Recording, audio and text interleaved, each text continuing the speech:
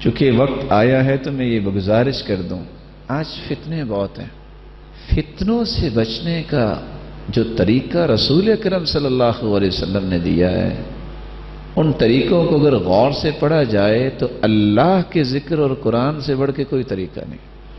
گھر گھر میں جادو، ٹونا اور نہ جانے کیا کیا نام ہے۔ عقبہ بن عامر رضی اللہ تعالی عنہ کہا کرتے تھے کہ امرنی رسول اللہ صلی اللہ علیہ وسلم ان اقرأ المعوذتین بعد کل صلاة، اللہ کے رسول صلی اللہ علیہ وسلم نے مجھے ہر نماز کے بعد آخری 2 سورتیں پڑھنے کا حکم دیا۔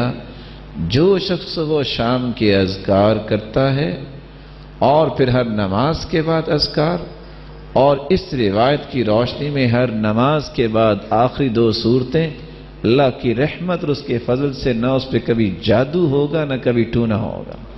اس لیے آپ ذکر پہ کبھی سودے بازی نہ کیا کریں۔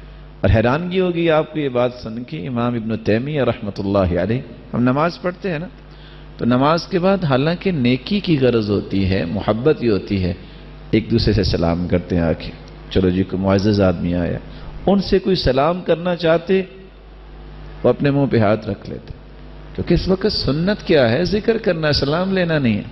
اور ساتھ کہتے ہادیہ غدوتی، یہ میرا کھانا ہے، اگر میں نے یہ کھانا نہ کھایا تو میں زندہ ہی نہیں رہ سکتا۔ ذکر کرنے کے بعد پھر ملتے، اور ان کا اخلاق کتنا عالی تھا۔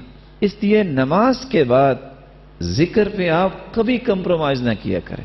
اور اس کی ایک اور وجہ ہے، صحیح بخاری کی روایت اگر میں ساتھ ملاؤں، جو شخص فرض نماز پڑھتا ہے اور اپنی جگہ پہ بیٹھا رہتا ہے، اپنی جگہ سے کیا مراد ہے؟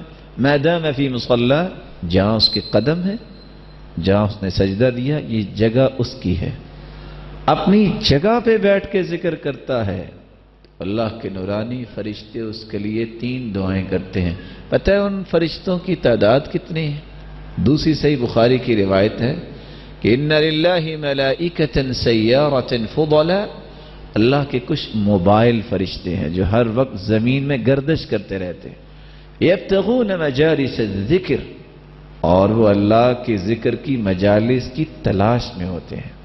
فَإِذَا وَجَدُوا ذَلِكَ جَلَسُوا مَعَهُمْ، اگر ان کو کوئی ایسی مجلس مل جائے تو وہ بھی بیٹھ جاتے ہیں۔ وہ کتنے ہوتے ہیں؟ حَتَّى يَمْلَأُ مَا بَيْنَ السَّمَاءِ وَالْأَرْضِ، زمین اور آسمان کا خلا ان فرشتوں سے بھر جاتا ہے۔ ویسے کتنے کو ہو سکتے ہیں؟ اس کی تعداد میں اور آپ اندازہ کر سکتے ہیں۔ جس شخص کے لیے اتنے فرشتے 3 دعائیں کریں، اور دعا کیا ہے؟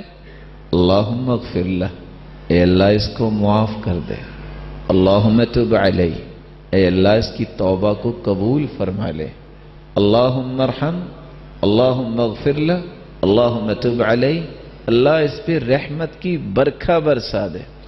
جس کو 3 دعائیں کھربوں فرشتوں کے مل جائیں، اور یہ بات طے شدہ ہے، فرشتوں کی دعا رد نہیں ہوتی۔